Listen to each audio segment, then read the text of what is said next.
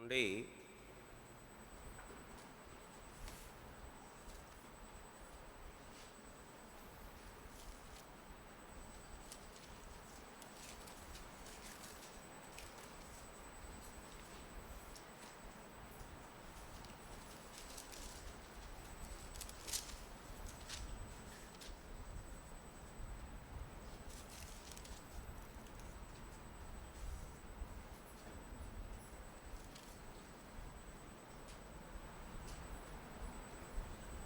కీర్తన గ్రంథము 78వ అధ్యాయం. సామ్ 78. కీర్తనల గ్రంథము 78వ అధ్యాయం.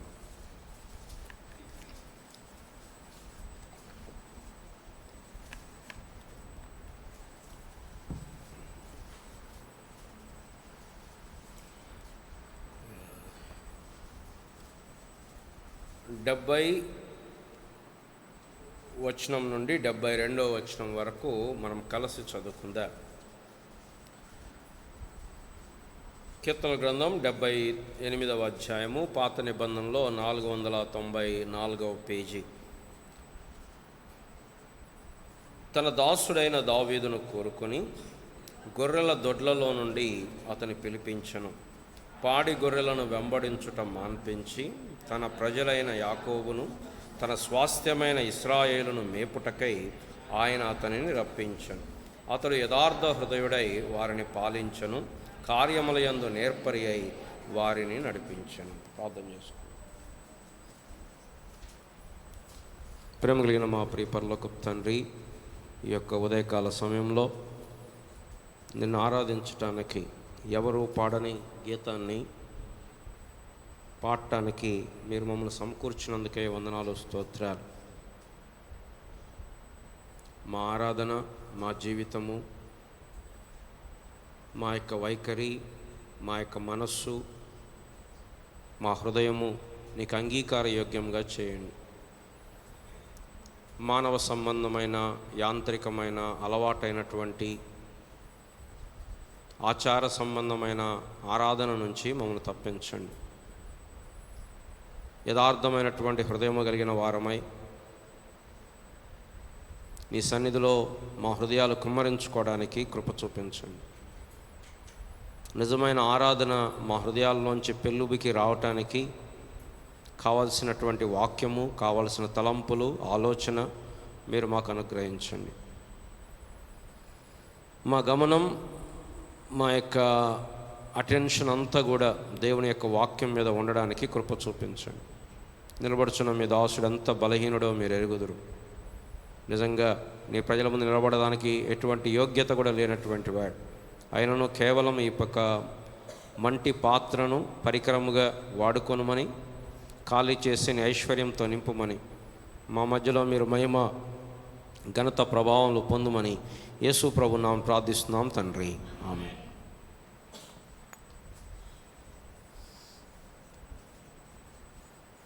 మనం గత కొద్ది వారాలుగా దేవుని కృపను మనుషుల యొక్క జీవితాల్లో ఎలా దేవుడు కనపరుస్తున్నాడు అనేటువంటి విషయాన్ని ధ్యానం చేస్తూ కొంతమంది వ్యక్తుల యొక్క జీవితాలను ఈ ఆరాధన వర్తమానాల్లో మనం చూస్తూ ఉన్నాం.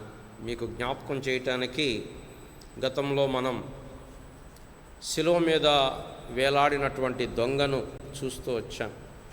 ఎట్లాగా ఆ వ్యక్తి కేవలం తన మరణానికి కొద్ది సమయం ముందు ఎట్లాగా ప్రభు దగ్గరకు వచ్చాడో, ప్రభువును అంగీకరించాడో అనే విషయాలు మనం చూస్తూ వచ్చాం. దాన్ని బట్టి ప్రభువును స్తుతిస్తూ వచ్చాం. తర్వాత రాహాబు జీవితాన్ని కూడా మనం చూస్తూ వచ్చాం. రాహాబు, ఆమె వేశ్య, అన్యజనురాలు, దేవుని ప్రజలకు సంబంధించిన ఆమె కాదు. ఆమె యెరికో పట్టణంలో ఉంది గనుక నాశనమునకు పాత్రురాలు. యెరికో పట్టణము నాశనమైనప్పుడు ఆమె కూడా వాస్తవానికి నాశనము కావలసి ఉన్నది. కానీ దేవుని మహోన్నతమైనటువంటి కృపను బట్టి ఆమె కేవలం ఆ యొక్క నాశనము నుండి తప్పించుకోవటం మాత్రమే కాకుండా దేవుని యందు విశ్వాసం ఉంచి దాని తర్వాత దేవుని యొక్క క్రీస్తు ప్రభువారి యొక్క వంశావళిలో ఆమె పేరు కూడా రాయబడుతూ వచ్చింది. ఇదంత అద్భుతమైనటువంటి కృప అనేది మనం చూస్తూ వచ్చాం. అలాగే పౌలు గారి జీవితాన్ని కూడా మనం చూస్తూ వచ్చాం. ఆయన పరిసయ్యుడు, నీతి విషయంలో చాలా ఆసక్తి కలవాడు. కానీ ఆయన నీతి అంతా కూడా ధర్మశాస్త్ర సంబంధమైన నీతి. అతడు సంఘమును పాడు చేస్తూ ఉన్నాడు. ఆ కారణమును బట్టి అతడు అపోస్తులను అనబడుటకు యోగ్యుడను కూడా కాదు అని ఆయనే చెప్పుకున్నాడు. కానీ దేవునికి స్తోత్రం, అలాంటి వ్యక్తి ఎంత మరి ఎక్కువ శిక్షకు పాత్రుడు. ఒకటి, క్రీస్తు ప్రభువును అంగీకరించలేదు. రెండవది, సంఘమును పాడు చేస్తున్నాడు, సంఘమును హింసిస్తున్నాడు.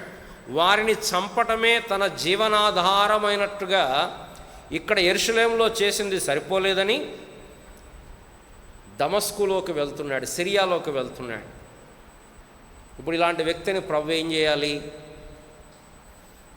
శిక్షించాలి, నాశనం చేయాలి. కానీ దేవునికి స్తోత్రం, ఆ మహోన్నతమైనటువంటి కృప ఏం చేసింది అంటే ఈ వ్యక్తిని తన వైపు ఆకర్షించుకొని, సౌలు సామాన్యముగా రక్షణ పొందలేదు. ఒక మెసేజ్ విని మీ రక్షణ పొందాలంటే చెయ్యొద్దండి అంటే చెయ్యెత్తి అలా రక్షణ పొందలేదు. దేవుడు ఆయనను సంధించాడు, దర్శించాడు. దెబ్బ గుర్రం మీద నుంచి కింద పడ్డాడు. కింద పడినప్పుడు ప్రభువా ఏం చేయమంటావు అన్నాడు. అప్పుడు దేవుడు తనను దర్శించాడు. ఆ వ్యక్తి ఎంత ప్రభు కొరకు జీవించాడో మనకు అర్థమవుతుంది. అంటే ఆయన గొప్పవాడు అని కాదు అక్కడ అంశం ఏంటి? అలాంటి వాణ్ణి దేవుడు ఎంత బలంగా వాడుకోగలుగుతాడు. అస్సలు ప్రేమించని వ్యక్తిని, ద్వేషించిన వ్యక్తిని దేవుడు ఎలా మార్చుతాడు అనేది అద్భుతమైన సంగతి. అలాగే మన జీవితాలు కూడా చూసినప్పుడు మనలాంటి వాళ్ళు రక్షణ పొందటం, మనలాంటి వాళ్ళు మారు మనసు పొందటం, మనం దేవుని దగ్గర రావటం అనేది అత్యంత పెద్ద అద్భుతం. ఊరికి అంటుంటారే ఏగో క్యాన్సర్ నయమైంది, లేకపోతే ఇంకేదో అద్భుతం జరిగింది అంటారు.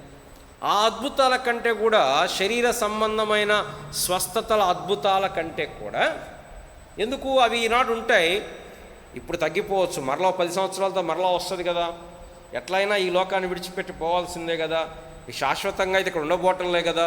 కాబట్టి లోక సంబంధమైన స్వస్థతలు ఇవేవి పెద్ద ప్రాముఖ్యమైనవి కావు. అత్యంత గొప్ప అద్భుతం ఏంటంటే, పాపి అయిన మానవుడు, దేవుని ద్వేషించేవాడు, దేవునికి విరోధముగా ఉన్నవాడు, దేవుడంటే ఇష్టము లేనివాడు, పాపము చేత అపరాధము చేత చచ్చినవాడు, దేవుడు ఇక్కడ ఉన్నాడు అంటే అడిదిరిగి వెళ్ళిపోయేవాడు, లేదా ద్వేషించేవాడు, కోపమున్నవాడు, దేవుని పట్ల ఏమాత్రం ఇష్టము లేనివాడు, ఇలాంటి వ్యక్తి దేవుని వైపు తిరిగి ప్రభువా నీవే నాకు శరణం, బలహీనతలు ఉండొచ్చు, తొట్టుపాట్లు ఉండొచ్చు, పడిపోవచ్చు, కానీ ఆ నాశనమునకు వెళ్ళే మార్గములో ఉన్న వ్యక్తి ఇటు తిరగటం అనేది ఇది మనిషి తనంతట తాను చేయగలిగేటువంటి కార్యము కాదు. ఇది దేవుడు మాత్రమే చేసేటువంటి కార్యం. మనము రక్షణలోకి వచ్చాము అంటే అర్థం ఇది మనకై మనము తెచ్చుకున్నది కాదు. ఎవడును అతిశయపడ వీలు లేదు. ఇది క్రియల వలన కలిగినది కాదు. ఇది కేవలము దేవుని ఉచితమైన, నిర్హేతుకమైన, ఎటువంటి కారణము లేని కృప. ఆయన మొదట మనల్ని వెదికాడు కాబట్టి మనం ఆయన దగ్గరికి వచ్చాం. ఆయన మనల్ని ప్రేమించాడు కాబట్టి మనం ఆయన్ని ప్రేమిస్తున్నాం. జగత్పునాది వేయబడక మునిపే ఆయన మనల్ని ఏర్పరచుకున్నాడు, అందుకోసం ఆయన దగ్గరకు వచ్చాం. నిత్య జీవమునకు దేవుడు మనల్ని నిర్ణయించాడు. తల్లి గర్భంలో రూపింపబడక మునిపే మనల్ని ఎరిగాడు. పౌలు గారు అంటాడు, తల్లి గర్భములోనే నన్ను ప్రత్యేకపరిచాడు దేవుడు అంటాడు. ఇదేదో మనం పుట్టిన తర్వాత, మనం పెరిగిన తర్వాత మన క్రియలు చూసి, మన మంచి చూసి, మన చదువు చూసి, మన ఉద్యోగం చూసి, లేకపోతే మన వ్యాపారం చూసి, లేకపోతే మన హృదయాన్ని చూసి కాదు. పిల్లలు ఇంకా పుట్టి మేలైనను కీడైనను చేయకమునుపే దేవుని సంకల్పము క్రియల మూలముగా కాక తన్ను పిలుచువాని మూలముగానే నిలకడగా ఉండు నిమిత్తము నేను యాకోబును ప్రేమించితిని, ఏసావును ద్వేషించితిని అని రాయబడి ఉన్నది. కాగా ఏమందుము? దేవుని యందు అన్యాయము గలదా? అట్లనా రాదు. కాబట్టి ప్రియులారా, బైబిల్లో అనేక మంది జీవితాలు చూసినప్పుడు వారెంత గొప్పవారు, అబ్రహాం ఎంత గొప్పవాడు, లేదా యోసేపు ఎంత గొప్పవాడు, అది ప్రాముఖ్యమైన ప్రశ్న కాదు. ఈ బైబిల్ వారి చరిత్ర కాదు, ఈ బైబిల్ దేవుని చరిత్ర. ఈ బైబిల్ దేవుని కార్యముల గురించి రాయబడుతూ వచ్చింది. ఈ బైబిల్ ఈ మనుషులెంత గొప్పవాళ్ళో చూడండి, ఈ మనుషుల బయోగ్రఫీస్ చూడండి. అల్టిమేట్ ఎయిమ్ వాళ్ళు కాదు, అక్కడ అబ్రహాము, దావీదు వాళ్ళు కాదు పైకి లేవాల్సింది, అక్కడ దేవుడు. అలాగే మన జీవితంలో మనమెంత గొప్పవారము, లేదా మనం ఏం చేశాము, మన క్రియలేంటి, ఇవి కాదు. ఎవరు చూపించబడాలి? దేవుడు తన యొక్క క్రియలు చూపించు. కాబట్టి ఈ విధంగా మనుషుల జీవితాలలో దేవుని క్రియలు చూస్తూ ఉండగా ఇంకొక వ్యక్తిని మనం ఈరోజు చూస్తాం. దావీదు అనేటువంటి వ్యక్తిని మనం చూస్తాం. ఈ దావీదు గురించి ఈ కీర్తనాకారుడు రాస్తున్నాడు. ఎవరైనా ఆసాపు రాస్తున్నాడు. దావీదును కోరుకుని గొర్రెల దొడ్లలో నుండి అతని పిలిపించును, పాడి గొర్రెలను వెంబడించుట మాన్పించి తన ప్రజలైన యాకోబును, తన స్వాస్థ్యమైన ఇశ్రాయేలును మేపుటకై ఆయన అతని రప్పించెను. దేవుడు దావీదును కోరుకున్నాడు. దావీదు జీవితం చూస్తే బైబిల్లోనే చాలా ప్రాముఖ్యమైనటువంటి క్యారెక్టర్. యేసు ప్రభు వారి వంశావళి స్టార్ట్ అవుతుంది. అబ్రహాము కుమారుడైన దావీదు కుమారుడైన యేసుక్రీస్తు వంశావళి. అబ్రహాము కుమారుడైన దావీదు కుమారుడైన యేసుక్రీస్తు వంశావళి. అంటే యేసు ప్రభు వారు దావీదు కుమారుడుగా పిలువబడుతూ వచ్చాడు. అనేక మంది ఉన్నారు మధ్యలో, కానీ దేవుడు అబ్రహాము పేరు, దాని తర్వాత దావీదు పేరు పెడుతూ వచ్చాడు. దావీదు గురించి రాయబడుతూ వచ్చింది, నా హృదయానుసారుడైన వ్యక్తి. అపోస్తల కార్యములు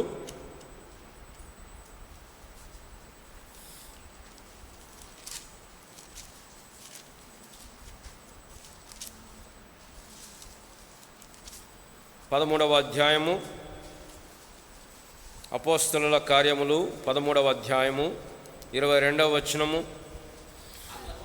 తరువాత అతన్ని తొలగించి దావీదును వారికి రాజుగా ఏర్పరచను, మరియు ఆయన నేను యెష్షై కుమారుడైన దావీదును కనుగొంటిని, అతడు నా ఇష్టానుసారుడైన మనుషుడు, అతడు నా ఉద్దేశములన్నీ నెరవేర్చునని చెప్పి అతనిని గూర్చి సాక్ష్యం ఇచ్చాను. దావీదు గురించి దేవుడు చెప్తున్నాడు, నా ఇష్టానుసారుడైన మనుషుడు. ఏంటి దావీదులో ప్రత్యేకత అని చూస్తే, దావీదును దేవుడు ఎప్పుడు కోరుకున్నాడు? రండి, 1 సమూయేలు గ్రంథం 15వ అధ్యాయం. 1 సమూయేలు గ్రంథం 16వ అధ్యాయం 16వ అధ్యాయం. దేవుడు సమూయేలుతో సెలవిచ్చాడు, ఏమని? బెత్లెహేమీయుడైన యెష్షై యొద్దకు నిన్ను పంపుచున్నాను, అతని కుమారులలో నేను ఒకరిని నేను రాజుగా నియమించెదను. ఇంకా చెప్పలేదు ఎవరిని నియమిస్తాడు ఏంటో చెప్పలేదు ప్రవక్త అయిన సమూయేలుకి. అప్పటికే సమూయేలు చాలా పెద్దవాడు, దేవునితో ఎంతో అనుభవం కలిగినటువంటి వాడు. ఆల్మోస్ట్ ఆల్ సౌలును రాజుగా అభిషేకించాడు. ఆ సౌలుకి సలహాదారుడిగా కూడా చాలాసార్లు వ్యవహరించాడు. కానీ సౌలు దేవుని యొక్క కృప నుండి దూరమైపోయి, దేవునికి అవిధేయుడైపోయి దేవునిని పూర్తిగా పక్కన పెట్టేశాడు సౌలు. అప్పుడు దేవుడు అన్నాడు, నేను ఇంకొక వ్యక్తిని నియమిస్తాను, నువ్వు వెళ్ళు అన్నాడు. ఎవరి వ్యక్తి? యెష్షై కుమారుల్లో ఒక వ్యక్తి. సరే, సమూయేలు వచ్చాడు, ఆ ఊరికి వచ్చి ఆ యెష్షైని పిలిచి నీ కుమారులందరిని తీసుకునిరా, నేను బలర్పించాలి అన్నాడు. ఆ దినాల్లో ప్రవక్త అంటే చాలా గొప్పవాడు. దేశం మొత్తంలో ఒక్కడే ప్రవక్త, ఆల్మోస్ట్ ఆల్ అంటే చాలా ప్రధానమైన ప్రవక్త సమూయేలు. ఆయన ఇంటికి వచ్చాడు. సో అంటే ఆ ఇంట్లో ఒక పెద్ద ఫంక్షన్ జరుగుతూ ఉంది. కానీ ఆ ఇంట్లో ఎవరు లేరంటే దావీదు లేడు. ఎక్కడున్నాడు? గొర్రెలుగా. వాళ్ళ అన్న కానీ, వాళ్ళ అన్నలు కానీ, వాళ్ళ నాన్న కానీ, అరే మరి ఇంట్లో మరి ఇంత పెద్ద ప్రవక్త గారు వచ్చాడు, మా చిన్నపిల్లోడు లేకపోతే ఎట్లా అని ఎవ్వరు అనుకోలా. వాళ్ళకు వాళ్ళు బలి అర్పించడానికి రెడీ అయిపోయారు. కాబట్టి ఇప్పుడు పెద్దవాడు వచ్చాడు. రండి 16వ అధ్యాయం 6వ వచనం.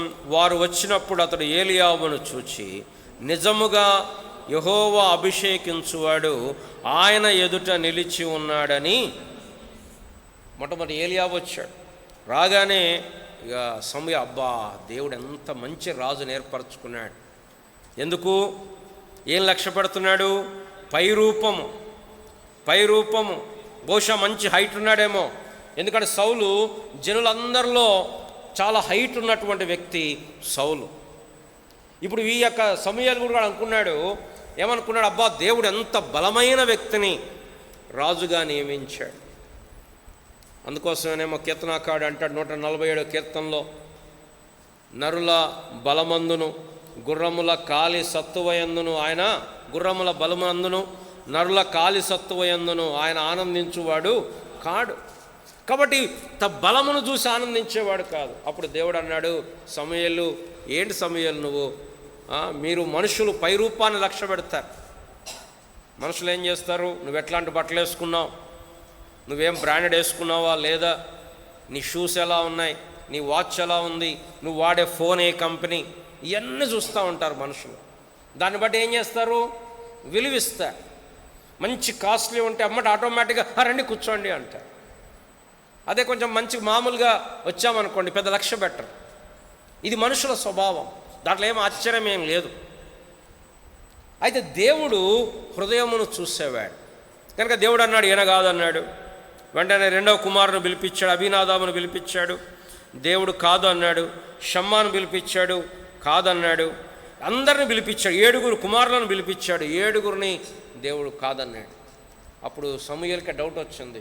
అప్పుడు యెషయాని పిలిచి, అయ్యా నీ కుమారులందరూ ఇక్కడే ఉన్నారా? అందరు ఉన్నారు, ఒక్క దావీదు తప్ప. నాకెందుకు అనిపిస్తుంది, దేవుడికి చిన్న కుమారులు అంటే ఇష్టమేమో అనిపిస్తుంది. ఇష్మాయేలు, ఇస్సాకును దేవుడు, ఏషావు అంటే న్యాచురల్గా చూస్తే పెద్దవాళ్ళు వారసులు, న్యాచురల్గా చూస్తే పెద్దవాళ్ళు వారసులు. కానీ దేవుడు ఇక్కడ అందరికంటే చిన్నవాడు. తండ్రి పెద్దగా పట్టించుకోవట్లేదు, ఎందుకంటే ఆల్రెడీ తండ్రి చాలా వృద్ధాప్యంలో ఉన్నాడు. ఆయనకి గుర్తు కూడా లేదు ఈ చిన్నోడు ఉన్నాడన్న సంగతి. ఇలాంటి వ్యక్తిని ఎక్కడున్నాడు ఈ పిల్లోడు? లైమ్ లైట్లో లేడు, జనాల మధ్యలో లేడు, ఎక్కడో గొర్రెలు కాసుకుంటున్నాడు, ఒంటరిగా గొర్రెలు కాసుకుంటున్నాడు. అక్కడేదో సింహాలు వస్తున్నాయి, అక్కడ ఎలుగుబంట్లు వస్తున్నాయి, వాటితో పోరాటం చేస్తున్నాడు. కుటుంబంలో పెద్ద గౌరవం ఏం లేదు. మీకు గుర్తుందా, తర్వాత అధ్యాయంలో ఆ యొక్క అన్నలకి ఆహారం తీసుకొని వెళ్తే ఆ గొలియాతు వచ్చి సవాల్ చేస్తుంటే దావీదు అన్నాడు, ఎవరు వీడు, నేను పోరాడతానంటే వాళ్ళ అన్న వచ్చి అంటాడు, రేయ్ నీ హృదయపు చెడుతనం నాకు తెలుసు కదా. రండి 17వ అధ్యాయం 28వ వచనం. అతడు వారితో మాట్లాడునది అతని పెద్దన్నయగు ఏలీయాబునకు వినపడగా, ఏలీయాబునకు దావీదు మీద కోపం వచ్చి అతనితో, నీవిక్కడికి ఎందుకు వచ్చితివి?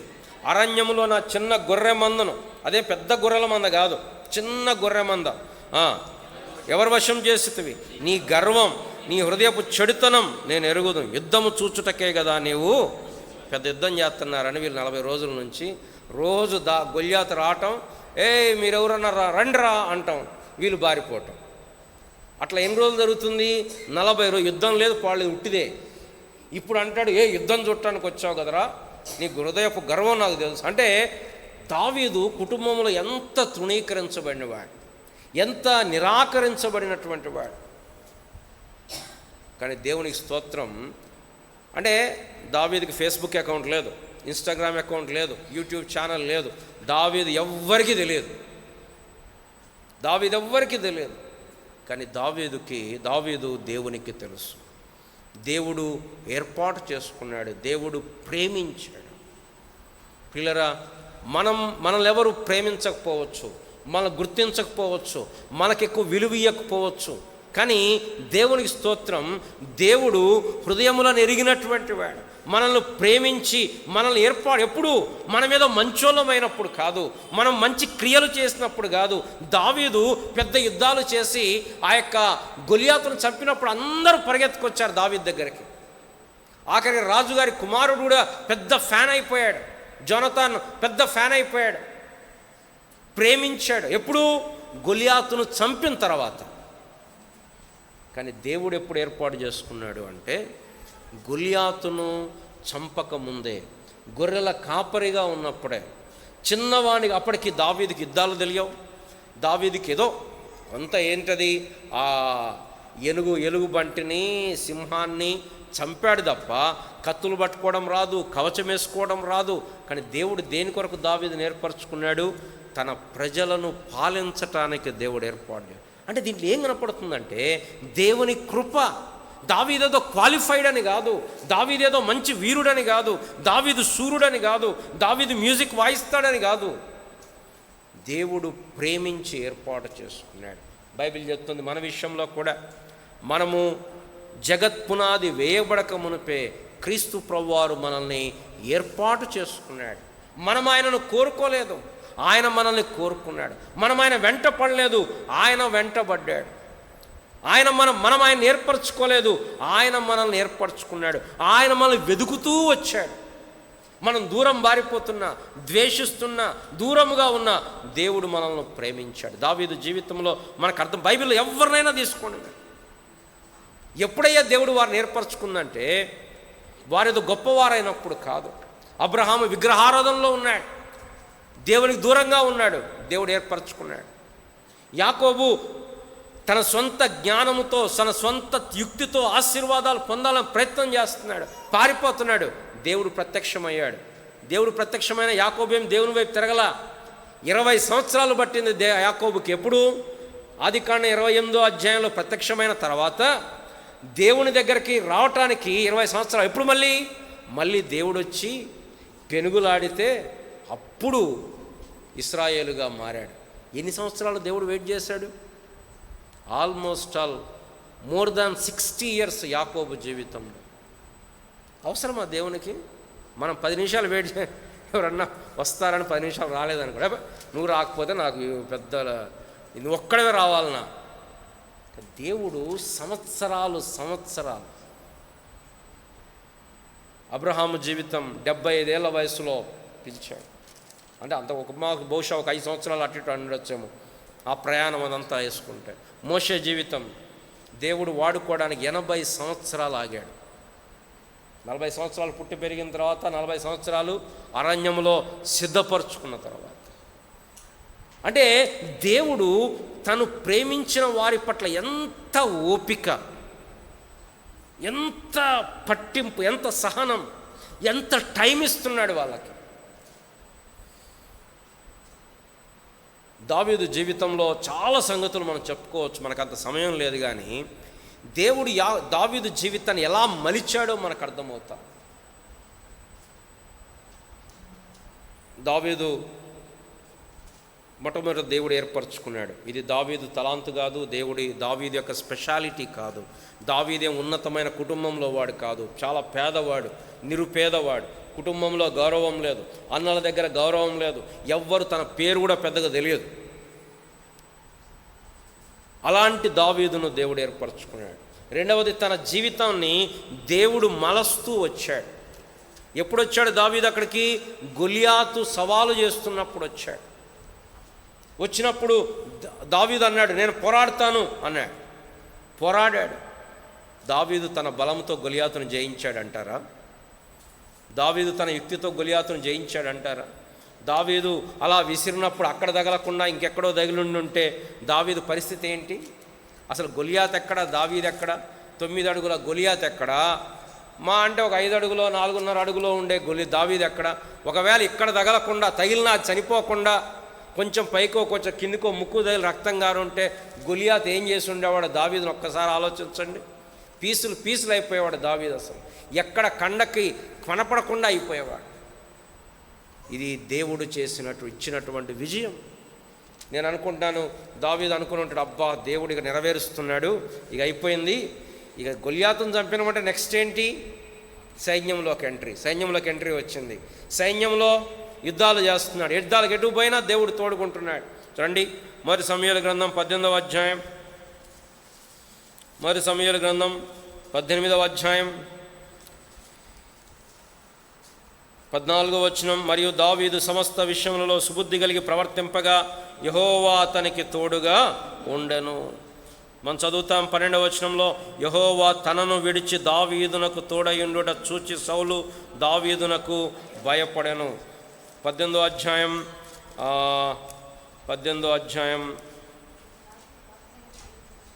ఇంకా చూడండి, ఇంకో చోట దేవుడు తోడయుండెను ఉంటుంది. 28, యెహోవా దావీదునకు తోడుగా ఉండుట. మొదటి దినవృత్తాంతములు, రెండవ దినవృత్తాంతములు, మొదటి దినవృత్తాంతములు 10వ అధ్యాయము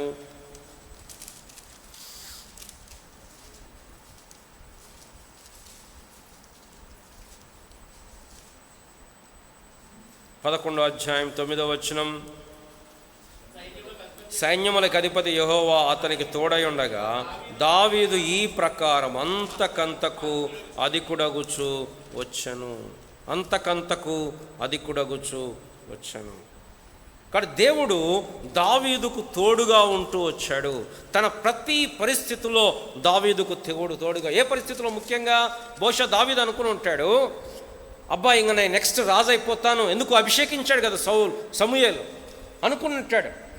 కాబట్టి సైన్యంలోకి వచ్చాడు, సైన్యాధిపతి అయ్యాడు. ఈ లోపల సౌలు చంపుదామని ప్రయత్నం చేస్తున్నాడు, ఈట విసిరాడు. చూడండి, మొదటి సమూయేలు గ్రంథం 18వ అధ్యాయం,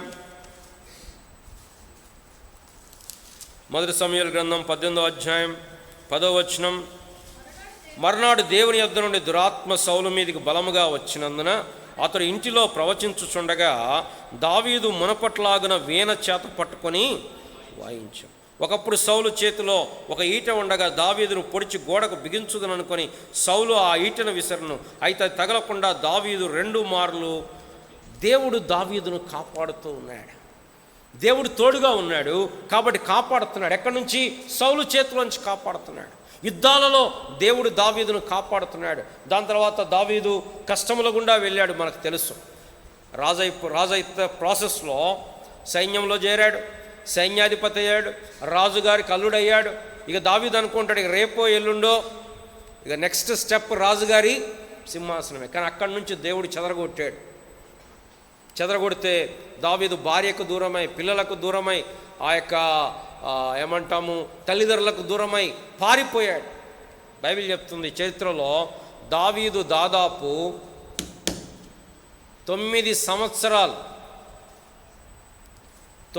ఓపెన్ ద బైబిల్, 9 సంవత్సరాలు దావీదు పారిపోతూ వచ్చాడు. ప్రతి దినము పారిపోవటం.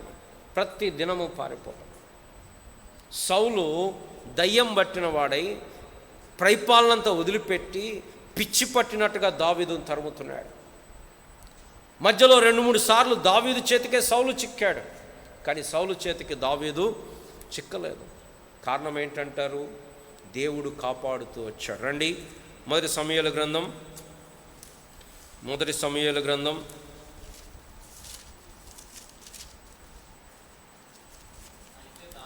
23వ అధ్యాయం 14వ వచనం. అయితే దావీదు అరణ్యములోని కొండ స్థలముల యందును జీపుగన అరణ్యమున ఒక పర్వతమందును నివాసము చేయుచుండెను. సౌలు అనుదినము అతని వెదికినను దేవుడు సౌలు చేతికి అతన్ని. పిల్లరా, దావీదు జీవితంలో దేవుడు తనను కాపాడుతూ వచ్చాడు. నిజంగా మన జీవితంలో కూడా దేవుడు కాపాడకపోతే మనం ఎక్కడ ఉండం. మనం ఎంత జాగ్రత్తగా ఉండొచ్చు. మనం కాలు దిగేటప్పుడు ఒక కాలు ఎక్స్ట్రా, ఒక అడుగు వేసినా, మన కింద కాలు పెట్టినప్పుడు ఒక కాలు జారినా, కింద నీళ్ళున్నా మన పని అయిపోయి. ఏం పెద్ద మనం ఎంత బాడీ బిల్డింగ్ చేసినా, జిమ్కి వెళ్ళినా, ప్రోటీన్ ఫుడ్ తీసుకున్నా, కొంచెం నీళ్లు పడితే చాలు మనం వెళ్ళే దారిలో. ఎవరైనా సరే దేవుడు కాపాడకపోతే, అందుకోసమే మహాజ్ఞానైన సొలొమోను అంటాడు, యెహోవా సెలవు లేక భోజనము చేసి సంతోషించుట ఎవనికి సాధ్యము? దేవుడు సెలవియ్యకపోతే, దేవుడు కాపాడకపోతే. దావీదు, మనం నిన్న ఉపవాస ప్రార్థనలో ఒక సంఘటన చూస్తూ వచ్చాం. యెహోషాపాతు రాజు దేవుని యందు భయభక్తులు గలవాడు, కానీ ఆయన ఎవరితో వియ్యం పెట్టుకున్నాడు? దుష్టుడైన అహాబు రాజుతో వియ్యం పెట్టుకున్నాడు. ఇద్దరు యుద్ధానికి పోతుంటే అహాబు రాజు అన్నాడు, యెహోషాపాతు రాజా, మీరు రాజు బట్టలు వేసుకుని పోండి, నేను మారు వేషంలో సామాన్యమైన వ్యక్తిలాగా వస్తాను అన్నాడు. సరే, యెహోషాపాతు వెళ్ళాడు యుద్ధానికి. అక్కడ వాళ్ళు శత్రువులు ఏమనుకున్నారంటే, అరే మనం ఊరికే వాళ్ళని వీళ్ళని చంపొద్దు, రాజు ఎవరు ఉంటారో వాళ్ళనే అటాక్ చేద్దాం అనుకున్నాడు. రాజు బట్టలు ఎవరికి ఉన్నాయి? యెహోషాపాతుకు ఉన్నాయి. యెహోషాపాతు చుట్టుముట్టారు. అప్పుడు రాయబడింది, యెహోషాపాతు దేవునికి మొరపెట్టగా. యెహోషాపాతు మొరపెట్టాడు, అయ్యా దేవా అన్నాడు. అక్కడ రాయబడిన సంగతి ఏంటంటే, యెహోవా అతనిని తప్పించాడు. వాళ్ళకి అర్థమైంది, ఓ ఇతను రాజు కాదని వదిలిపెట్టారు. అసలు రాజు ఎక్కడున్నాడు? సామాన్యమైన బట్టలు వేసుకొని ఎక్కడో ఉన్నాడు. అక్కడ బైబిల్ రాస్తాడు, ఒకడు గురి చూడక, గురి లేదు ఏం లేదు, గురి చూడక తన బాణం వదిలిపెడితే అది వెళ్ళి ఆహాబు యొక్క కవచము యొక్క సందులలో, ఇక్కడైతే తగలదు, కవచము యొక్క సందులు. ఏదది? గురి వదిలి, గురి చూడని బాణం. ఆహాబు మరణమైతూ వచ్చాడు. కనుక దావీదును దేవుడు ఇది దావీదు యొక్క గొప్పతనం కాదు. దేవుడు దావీదును కాపాడుతూ వచ్చాడు.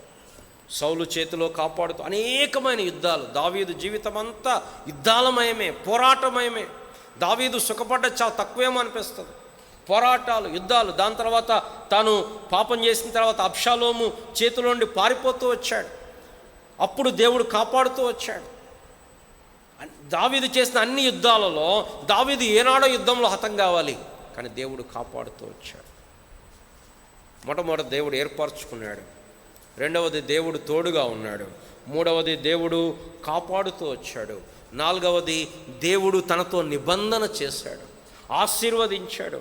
ఇదిగో దావీదు, నీ సంతానమందు ఒకడు ఉండక అవసరం లేదు దేవునికి, కానీ దేవుడు ప్రేమించిన కారణమును బట్టి దావీదుతో దేవుడు నిబంధన చేశాడు, నిత్య నిబంధన చేశాడు. ఇదిగో నీ సింహాసనం మీద ఒకడు ఆసీనుడై ఉంటాడు, నేను కుటుంబాన్ని ఆశీర్వదిస్తాను. దావీదుతో దేవుడు నిబంధన చేశాడు. దేవుడు క్షమిస్తూ వచ్చాడు. దావీదు తప్పులు చేశాడు, పాపము చేశాడు. తప్పులు కూడా కాదు, తప్పు చేశాడు. ఏ తప్పు చేశాడు? అవిశ్వాసంతో సిక్లకు వెళ్ళిపోయాడు. సౌలు తరుముతూ ఉంటే దేవుడు కాపాడుతున్నాడు, కానీ దావీదులో ఒక అనుమానం వచ్చింది. ఏంటంటే, ఎన్ని రోజులు ఇట్లా పోరాటం, కాబట్టి ఏం చేద్దాం, ఇదొద్దు, రాజు పదవద్దు, ఏ పదవద్దు, హాయిగా వెళ్ళిపోయి అక్కడ శత్రు రాజ్యంలో ఒక చిన్న ఉద్యోగం చేసుకుందాం, సైనికుడిగా ఉందాం. వెళ్ళిపోయాడు, సిక్లగులో ఉన్నాడు. 1.5 years సిక్లగులో ఉన్నాడు.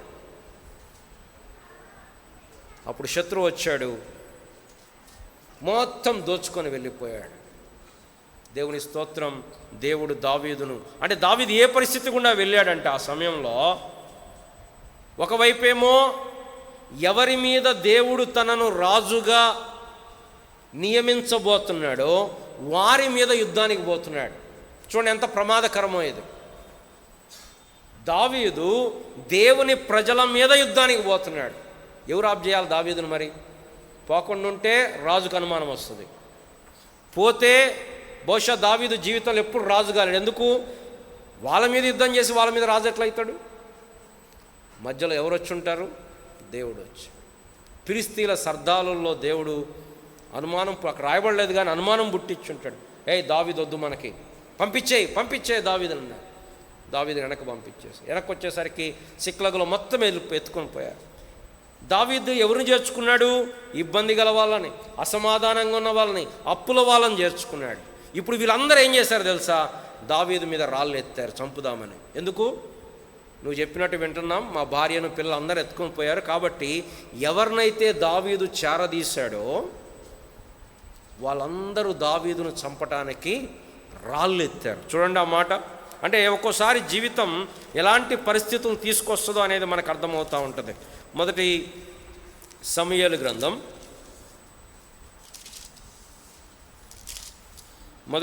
గ్రంథం 30వ అధ్యాయం 6వ వచనం. దావీదు మిక్కిలి దుఃఖపడను.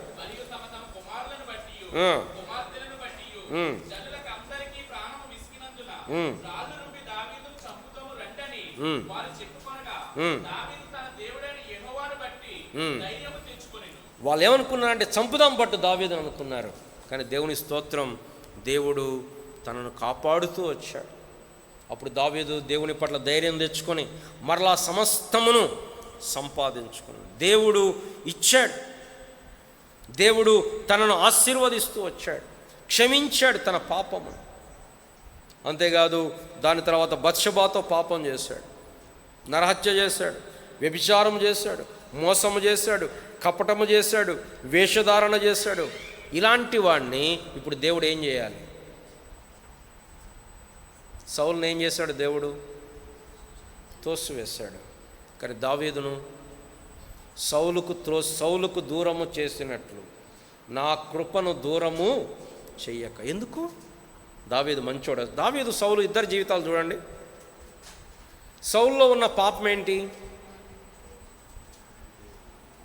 సౌలులో ఉన్న అసూయ, అవిధేయత, దేవునికి పెద్దగా ప్రేమించకపోవడం, దేవుని దగ్గరగా ఉండకపోవటం. సౌలు జీవితంలో వ్యభిచారం లేదు, యాజకులను నాశనం చేశాడు. అంటే పాపాలు బట్టి చూస్తే దావీదుకి సౌలుకి పెద్ద తేడా ఉన్నట్టుగా మనకేం కనపడదు. కానీ కృప దావీదు జీవితంలో కనపరచబడుతూ వచ్చింది. దేవుడు దావీదును క్షమించాడు.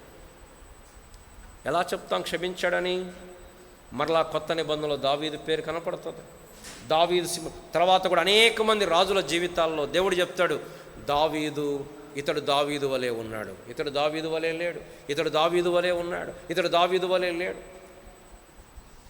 అందుకోసమే దేవుడు దావీదును క్షమిస్తూ వచ్చాడు.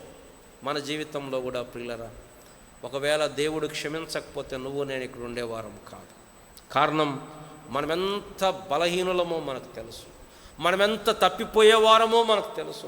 మనం ఎన్నిసార్లు ప్రభువును రక్షణ పొందిన తర్వాత ఎన్నిసార్లు ప్రభువును విడిచిపెట్టామో తెలుసు, ఎంత ఘోరముగా తప్పిపోయామో మనకు తెలుసు. కానీ దేవుడు తన మహా కనికరమును బట్టి ఆ ఊబిలోంచి మనల్ని బయటికి తీసుకొచ్చి మనల్ని దేవుడు విడిపించాడు. ఆయన కోపము నిమిషమాత్రం ఉండును, ఆయన దయ ఆయుష్కాలం అంతయు ఉండును. దావీదు యొక్క జీవితం దేవుని యొక్క క్షమాపణకి సాదృశ్యముగా కనపడతా ఉంది. దేవుడు క్షమిస్తూ వచ్చాడు, దేవుడు తన పక్షంగా కార్యము చేస్తూ వచ్చాడు. అబ్షాలోము తిరుగుబాటు చేసినప్పుడు హూషై అనేటువంటి వ్యక్తి దావీదు అనుచరుడు. మరలా అక్కడికి వెళితే అహీతోపెలు ఉన్నాడు, వాడు మహా తెలివి గలవాడు.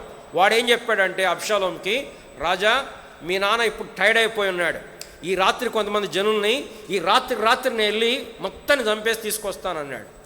అది చాలా మంచి ఆలోచన. కానీ ఆ రాజు అబ్షాలోం అన్నాడు, హూషై నువ్వేం చెప్తావు అన్నాడు.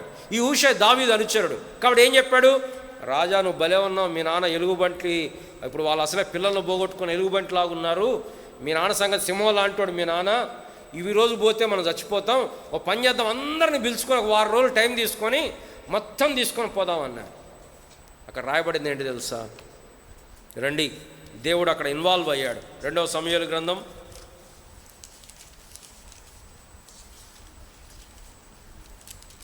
17వ అధ్యాయం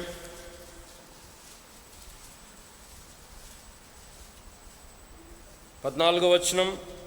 అబ్షాలోమును ఇశ్రాయేలు వారందరూ ఈ మాట విని ఆర్కీయుడగు హూషై చెప్పిన ఆలోచన అహీతోపెలు చెప్పిన దానికంటే యుక్తమని ఒప్పుకొనిరి. అబ్షాలోము ఒక్కడే కాదు, అబ్షాలోము ఇశ్రాయేలీలు అందరూ ఒప్పుకున్నారు. ఎందుకు తెలుసా? కింద మాటను గమనించండి. ఏలయనగా యెహోవా అబ్షాలోముకి ఉపద్రవము రప్పింపగలందులకై అహీతోపెలు చెక్కిన యుక్తిగల ఆలోచనను వ్యర్థము దేవుడు అక్కడ కూర్చున్నాడు, దీన్ని వ్యర్థపరుస్తాను. అబ్షాలోమును చంపదలిచెను అని కూడా రాయబడుతుంది. దేవుడు దావీదు పక్షంగా పగ తీర్చుకుంటున్నాడు. దేవుడు దావీదు పక్షంగా కార్యము చేస్తూ ఉన్నాడు. అంతేకాదు చాలా సంగతులు ఉన్నాయి, కానీ దావీదుకు దేవుడు రాబోయే నిబంధన గురించిన దర్శనం ఇచ్చాడు. అందుకోసమే దావీదు అంటాడు 32వ కీర్తనలో ఏం చెప్తాడు రండి. కీర్తన గ్రంథం 32వ అధ్యాయం. దావీదు కీర్తనలు చాలా కూడా నూతన నిబంధన గురించిన కీర్తనలు. అది 23వ కీర్తన కానీ 22 కానీ 24 కానీ. కీర్తన గ్రంథం 32వ అధ్యాయం ఏం చెప్తున్నాడు దావీదు? ఎవరు ధన్యుడని చెప్తున్నాడు? అతిక్రమములకు పరిహారము నొందినవాడు, తన పాపములకు ప్రాయశ్చిత్తము నొందినవాడు, యెహోవా చేత నిర్దోషి అని ఎంచబడినవాడు, ఆత్మలో కపటము లేనివాడు ధన్యుడు. దావీదుకి అర్థమైంది ఏంటంటే, బలుల ద్వారా అర్పణల ద్వారా పాప క్షమాపణ జరగదు. దేవుడు నీతిమంతుడిగా తీర్చాలి. దేవుడు దగ్గర క్షమాపణ దొరుకుతుంది. అందుకోసమే ఆయన అంటున్నాడు 5వ వచనం, నా దోషమును కప్పుకొనక నీ ఎదుట నా పాపమును ఒప్పుకుంటుని, యెహోవా సన్నిధిని నా అతిక్రమములు ఒప్పుకొందును అనుకుంటుని, నీవు నా పాప దోషమును. 53వ కీర్తనలో కూడా ఆ పాపం చేసినప్పుడు దేవుని గురించిన అవగాహన ఆయనకు లభించి అంటాడు. ఏమంటాడు? దేవా, నీ కృప చొప్పున నన్ను కరుణించుము, నీ వాత్సల్య బాహుల్యము చొప్పున నా అతిక్రమములను తుడిచివేయుము, నా దోషము పోవునట్లు నన్ను బాగా కడుగుము, నా పాపం పోవునట్లు నన్ను పవిత్రపరచుము, నా అతిక్రమం నాకు తెలిసే ఉన్నది, నా పాపం ఎల్లప్పుడూ నా ఎదుట ఉన్నది, నీకు కేవలము నీకే విరోధముగా. అంటే దేవుని గురించిన అవగాహన ఎలా వచ్చింది దావీదుకి? వేరే వాళ్ళైతే ఏం చేసేవాళ్ళు? ఒక పాపం చేశానా పోయి బలర్పించేద్దాం, 2 గొర్రెల 3 గొర్రెల 4 గొర్రెలు అర్పించేద్దాం. కానీ దావీదు అలా చేయట్లా. దావీదు దేవుని గురించి ఎరిగాడు. ఆ ప్రత్యక్షతను దేవుడు దావీదుకి ఎన్ని కీర్తనలు రాస్తూ వచ్చాడు. దావీదు, నా శైలము, నా దుర్గము, నా కేడము, నేను నమ్ముకున్న దేవుడు, నా కోట, నా బలము, నా ఆశ్రయము, నా ఆశ్రయ దుర్గము. ఇది దేవుడు దావీదుకి ఇచ్చినటువంటి ప్రత్యక్షత. పిల్లరా, మన జీవితంలో కూడా దేవుడు మనల్ని తనను తాను బయలుపరచుకొనకపోతే మనం ఎవ్వరము కూడా ఆయనను గ్రహించలేము. No matter how much wisdom we may have. లోక సంబంధమైన జ్ఞానము, తెలివితేటలు, యుక్తులు ఎన్నైనా ఉండొచ్చు, వాటి ద్వారా దైవికమైనటువంటి విషయాలు గ్రహించలేము. ప్రకృతి సంబంధమైన వానికి ఇవి వెర్రితనముగా ఉన్నాయి. కానీ దేవుడు తన ఆత్మచేత మనల్ని వాడికి బయలుపరుస్తున్నాడు. కాబట్టి దావీదు జీవితంలో దేవుని కృపను చూసినప్పుడు, మన జీవితంలో దేవుని కృపను చూసినప్పుడు మనం ఆయన స్తుతించకుండా, ఆరాధించకుండా ఎట్లా ఉండగలుగుతాం? ఏర్పరచుకున్నాడు, ప్రేమించాడు, ఏర్పరచుకున్నాడు. దాంట్లో ఆయన తలాంతులు, ఆయన యుక్తి, ఆయన యొక్క బలము లేదు.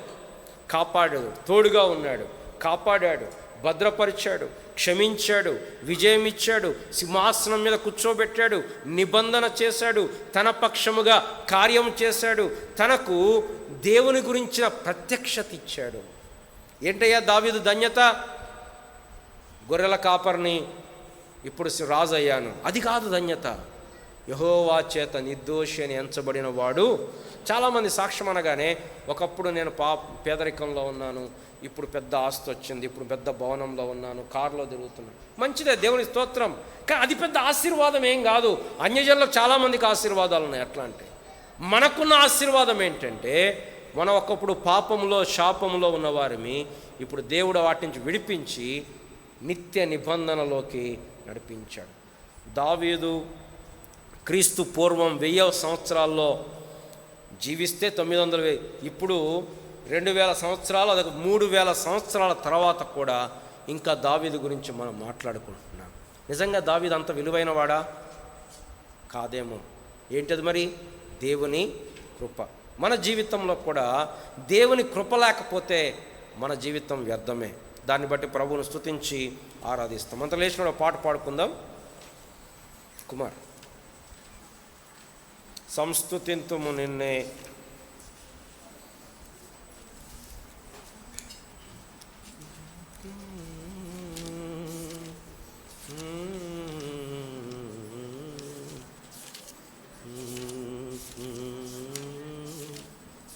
సండే స్కూల్ పిల్లలు సండే స్కూల్కి వెళ్ళవచ్చు.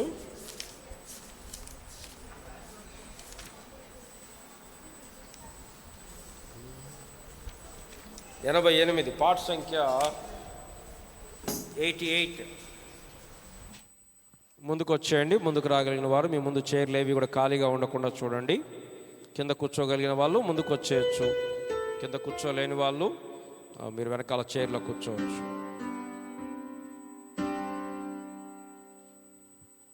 88, సాంగ్ నంబర్ 88.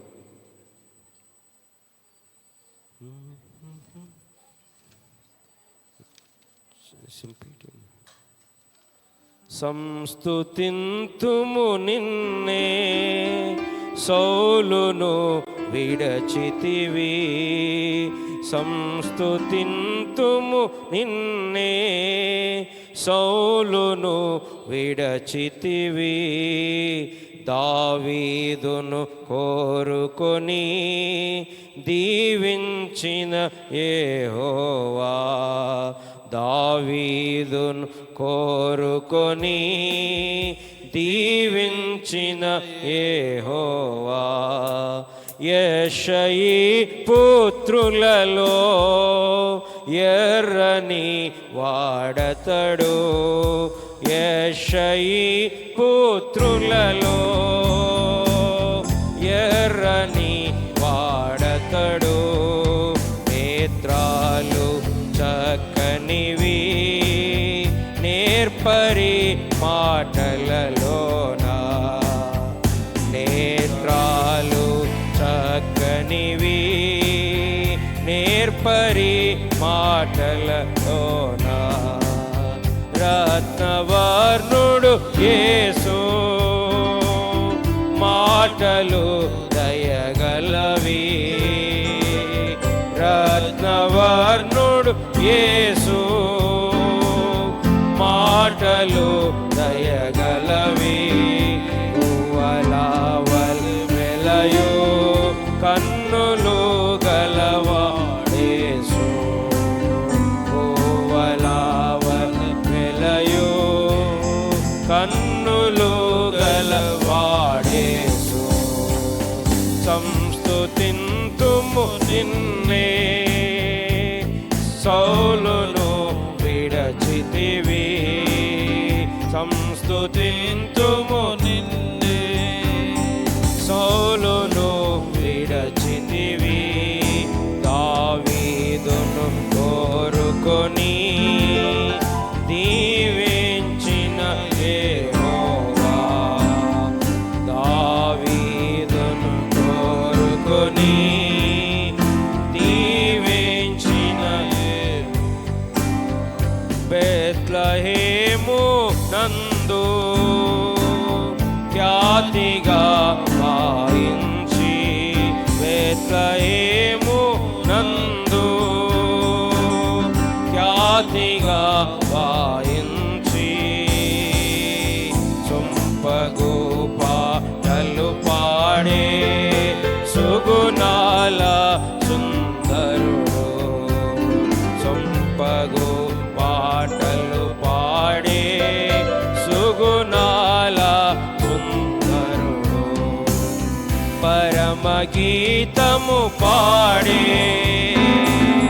పావనుడు మన యేసు, పరమగీతం పాడే పావనుడు మన యేసు, నేర్పరి మాటలలోనా నజరేతు నివాసి, నేర్పరి మాటలలోనా నజరేతు నివాసి, వీరుడగు యౌవనుడు శూరుడు యోధమునా, వీరుడగు యౌవనుడు శూరుడు యోధమునా, అల్లిని మించి యెహోవా తన తోడై ఉన్నాడు, అల్లిని మించి యెహోవా తన తోడై ఉన్నాడు, నేను కోరిన ఇతడే వాని అన్నల ముందు, నేను నేను కోరినదితడే, వాని అన్నల ముందు అభిషేక తైలముతో అభిషేకించుము వాని, అభిషేక తైలముతో అభిషేకించుము వాని. సంగవరుడగు క్రీస్తు సత్యముగ మన శిరసు, సంగవరుడగు క్రీస్తు సత్యముగ మన శిరసు. ఆత్మాభిషక్తుండై అలరారు చున్నాడు, ఆత్మాభిషక్తుండై అలరారు చున్నాడు. సంస్తుతింతుము నిన్నే, సౌలును విడచితివి. సంస్తుతింతుము నిన్నే, సౌలును విడచితివి. దావీదును కోరుకొని దీవించిన యెహోవా, దావీదును కోరుకొని దీవించిన యెహోవా. రండి అందరూ మోకరించి ప్రభుని ఆరాధిస్తాం. వాక్యానుసారంగా దేవుడు మన జీవితాల్లో చేసేటువంటి గొప్ప కార్యాన్ని బట్టి, రక్షణ బట్టి ప్రభుని స్తుతించి ఆరాధిస్తాం. ఒకరి తర్వాత ఒకరు బిగ్గరగా ప్రభుని ఆరాధించండి.